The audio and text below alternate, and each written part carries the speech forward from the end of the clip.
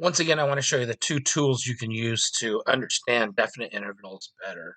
From section 3.4, again, we were working with integration by substitution, and whereas I have provided you with a handout that shows you the steps using substitution to determine the value of the definite integral, the graphing calculator has the ability to find that for you. Again, I showed you that if you push the math button, option number 9, you can either scroll down to 9 or just click the 9 button and paste the definite integral tool function back to the home screen. And so the problem we were working on in number 12 in the exercises was the integral from 0 to 1 of x times the square root of 1 minus x squared dx. So the lower limit is 0, the upper limit is 1. The function is x times the square root of 1 minus x squared. Don't really need the asterisk for multiplication, but I'm just going to leave it there just so that you're clear that that's a product of those two. And the variable in question is x. We're integrating over x. Notice that this gives us a value, and it is an approximate value. It should be 0.3 repeating exactly. So this integration, this definite integration tool, is only good up to a certain point as far as its accuracy. If I push second entry and tack on the frac command from the math menu, it is only giving me that answer, but the exact answer should be 1/3.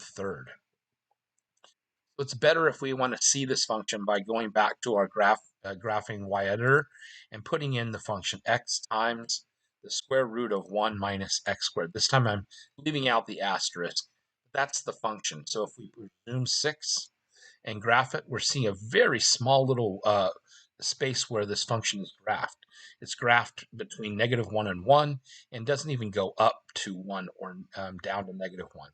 So if I were to change my window settings from -2 up to 2 on the x-axis and maybe in jumps of 0.5, and only go from -1 up to 1 in jumps of maybe 0.25. This will give us a nice graph, and again, we've got some real nice symmetry about the x-axis, but we're not going from -1 to 1 on this. We're only going from 0 to 1. So it's only going to be this positive area over here. Remember, this is -2 to +2 in jumps of 0.5. So it's -2, -1.5, -1, -0.5, 0, 0.5, 1, 1.5, and 2. So if I push second trace to get into the definite integral tool option 7, where it will not only give me what the answer to that definite integral from 0 to 1, it will shade the region so I can get a visual on it.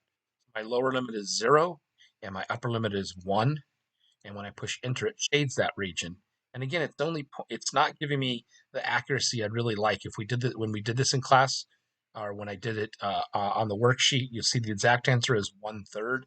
So this is only an approximate evaluating tool. I hope this helps to clarify how to use the TI graphing calculator to help verify answers you do by hand.